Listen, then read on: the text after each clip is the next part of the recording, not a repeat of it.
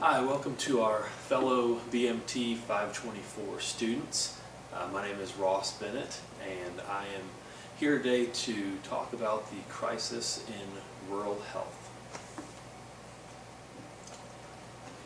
First off, it's important when discussing the crisis in rural health to define what is the crisis that's going on. As you'll see, the crisis has multiple parts to it. First of all, they're having shortages of care in rural health currently. They have difficulty attracting qualified professionals, be it physicians, nurse practitioners, hospital personnel, a variety of physicians that are in great need in rural health. And additionally, there's economic challenges. The economic challenge piece has both difficulty from the patient perspective in rural health, which we'll talk about in a little bit, as well as the facility in rural health. My interest in the crisis, I live in a small town in Missouri, and outside of our community is vastly rural. The largest city to us is St. Louis, which is a full 2 hours away. And so as a practicing dentist in our community, I see a lot of people who have challenges in rural health, finding providers, finding care, finding the right specialists, lots of issues as I talk with our patients in our existing practice about some of these issues. You know, one of the first things to note in discussing the rural health crisis is population trends. So in this graph here, we show back in the 1900. In 1900, you had about 40% of people who were living in urban locations, as indicated by the orange-red line here, and we had about 60% indicated by the shadowed area down here that were in rural locations at that time. Over the recent history, we've had a large amount of change in the demographics. And so, as you see in 2010, we have 80% now that are living in urban areas, and we have just 20% who are the population who live in rural communities. So 80% urban, 20% rural at this time. Where that comes in is only 10% of doctors currently live in rural settings, despite 20% of the population living in a rural setting. So you can tell just from demographics alone that there's a shortage.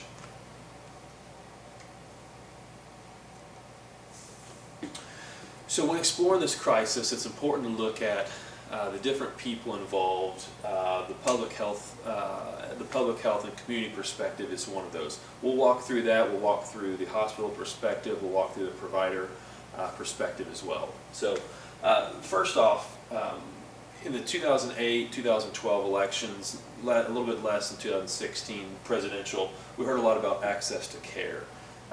Most of it was dedicated towards financial access to care. But one of the important things to consider in rural health, additionally, is the access to care geographically. So it's important from a public health perspective, nationally, that we have providers who can be in the correct areas taking care of patients.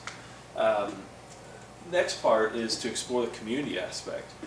Having a local hospital is vital to creating a vibrant community. There's large economic benefits to doing it, just from a job perspective for one, but additionally in providing care for your community members in that setting. Additionally, further growth opportunities. I believe it'd be real difficult to take a smaller town and plan a growth strategy when that area does not have access to care for its current residents. So I believe that's an important aspect to look at as well. From the hospital perspective, the rural health crisis, one of the main problems they're having is with the demographic shifts. We have 52.2% of these hospitals is the occupancy rate there. The benchmark they use is 75% on what they would like the occupancy to be. And you can see just half of the hospital beds are occupied. And so therefore, they have these large facilities, yet they don't have the occupancy at where it should be. Next, we have the operating profit margin. For 2014, the rural hospitals had a negative 1.5% margin, so you can see they lost 1.5% of that. And in the urban hospital, we have 4% of the profit margin. So you can tell we've got rural hospitals that are losing money. Meanwhile, you have urban hospitals that do have a profit margin, albeit small, but do have a profit margin. Therefore, when you're looking at hospitals, potential hospitals to open, knowing that, why would a hospital want to take on a potential loss in a rural location when the numbers say that urban locations are having more success?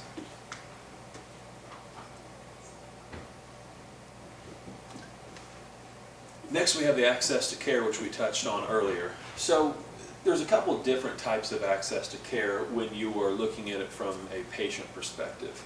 One, you have the financial barrier to care. With the financial barrier to care, the rural population have less, demographically have less money than urban. I think the average number is around $7,000 less income per year than those living in the urban setting. Therefore, that creates a financial barrier to care. Next, we have geographic barrier to care. With the population in the rural community being more sparse, it doesn't make sense for hospitals to set up all of their facilities in locations throughout the rural community. So what that creates longer drive times for patients, and a lot of times those longer drive times when dealing with emergency care can create real difficulties for patients. Next, when we look at it from a doctor or provider perspective, there are a lot of challenges currently being faced. So most every medical school in the country is set in a large urban center. So you take students who had been enrolled in college, typically in an urban center, but sometimes not, and you place those students into an urban center.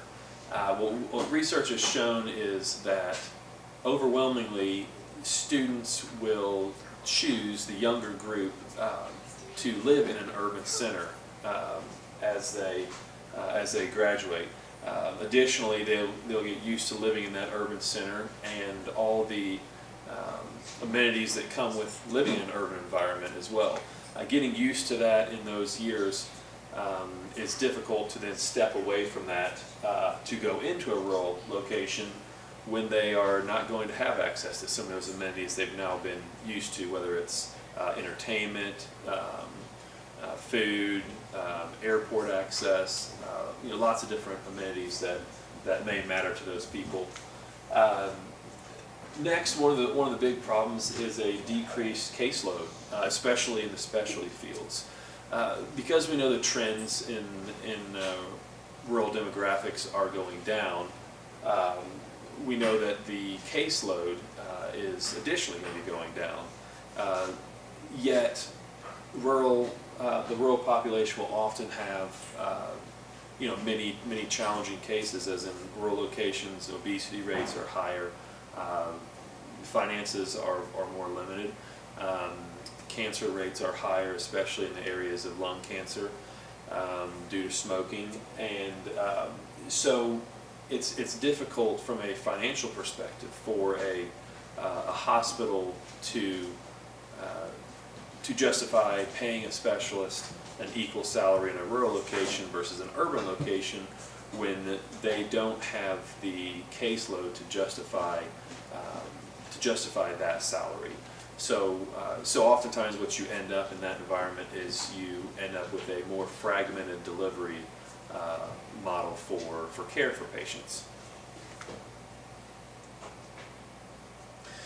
So, one of the things that it's good to explore is, well, what are the solutions for rural health care? Because the demographics don't look great, and impacting that as well, which we don't dive into, are some of the reimbursements. As you cut services in rural health, it also can cut into reimbursements depending on if you qualify for certain government programs through that. One of the interesting things with access to care is using the technology to our benefit in modern society. So telehealth opportunities are growing, especially coastal right now. I think we'll see some of those opportunities coming to our state in the near future. But a lot of times you'll have different centers set up to where they can do consults. They have the ability to take detailed medical histories, as well as give professional opinions, and depending on the test, perform diagnosis from a telehealth perspective. So another thing is, with the development of the electronic health exchanges and health information exchanges, you have the ability to share information easier between hospitals. Therefore, if that patient is transferred to an urban center for treatment and then they have a relapse, they have another issue, and are sent back to the rural center, as long as the electronic medical systems have the ability to talk to each other, then you will be able to, the patient will be able to have a more continuity of care in that situation. Another way, when you talk about businesses, is lowering their overhead. One of the way of doing that is the smaller facilities. Because these rural hospitals were built at a time with populations high in the rural area, you also have these large facilities now which don't have the population to justify that size facility. And so keeping up with the maintenance as well as the requirements in a hospital facility, yet not having the full use of that facility, creates a situation where the overhead then goes up, and that hampers the ability for the hospital to make a profit. So one of the things by lowering your overhead is, when you do lower the overhead, you now have a more agile facility, one that does have the opportunity to recruit greater, because you've now freed up some of the finances out of maintenance, out of repairs, out of facilities, and now those financial assets become available to recruit and retain personnel. One of the other options would be to limit some of the non-emergency specialty care. So one of the things that I believe is important in a rural health setting is for access to care, is to make sure patients have access to emergency care.